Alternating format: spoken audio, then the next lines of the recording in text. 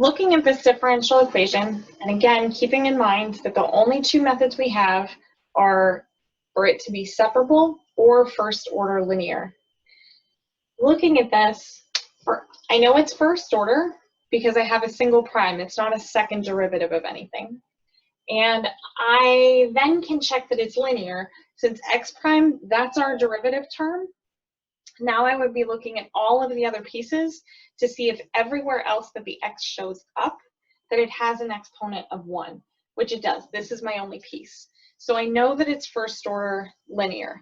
Now it might also be separable, but the truth is if you see that it's first order linear, then that method will always work.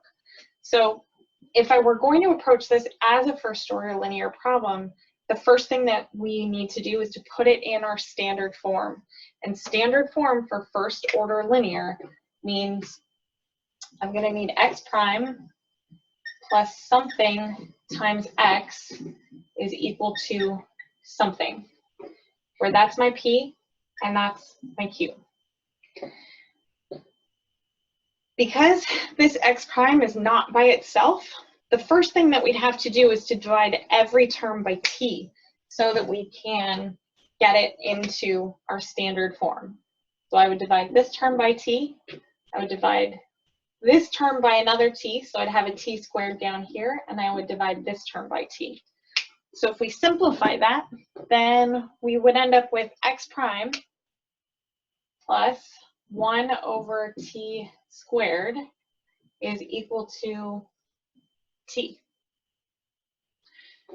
Now that we have it in our standard form, then our rule for first order linear to find our integrating factor is to come off to the side and say mu is equal to e to the integral of p dt, or e to the integral of 1 over t squared dt. And that 1 over t squared, that's the same as t to the negative 2.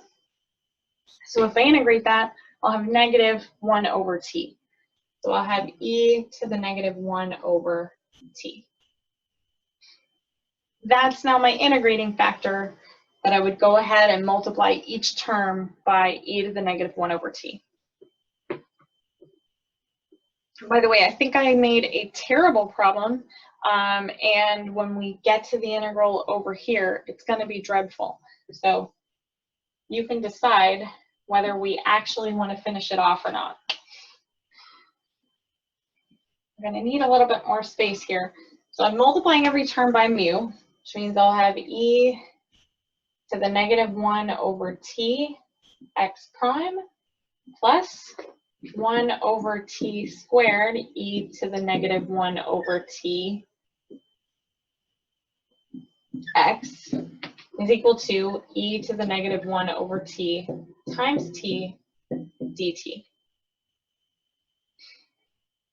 On the left-hand side, and this should always happen when we have a first order linear differential, this should become mu times x quantity prime. So I'd have e to the negative 1 over t times x prime is equal to e to the negative 1 over t times t dt. Next step, I would integrate both sides, or on the left-hand side, I'd remove the prime.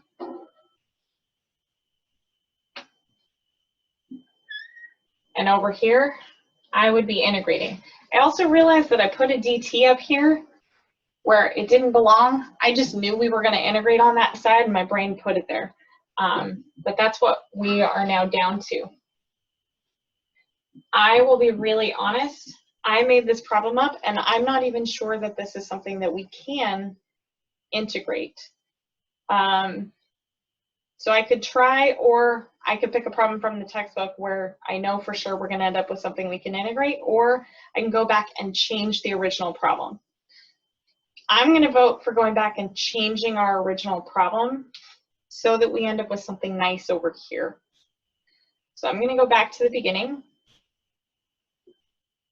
all the way back up here, and I'm going to change the problem.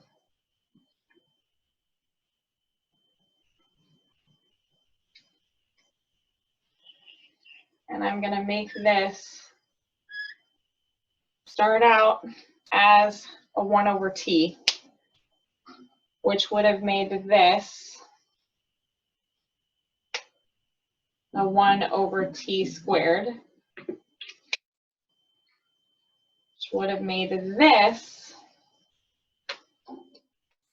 a 1 over t squared. I would have made this a 1 over t squared. And now, quite nicely, I have a u substitution. So again, I just messed up and I started with a problem that was messy. Now I've fixed it, so we have something we can finish off. So when I get down here, I'm going to do the u substitution. I'm going to let u be equal to negative 1 over t, and that means that du should be 1 over t squared dt, which luckily I've got. That's my du, which means that turns into e to the u du. And integrating that, we'd end up with e to the u plus a constant.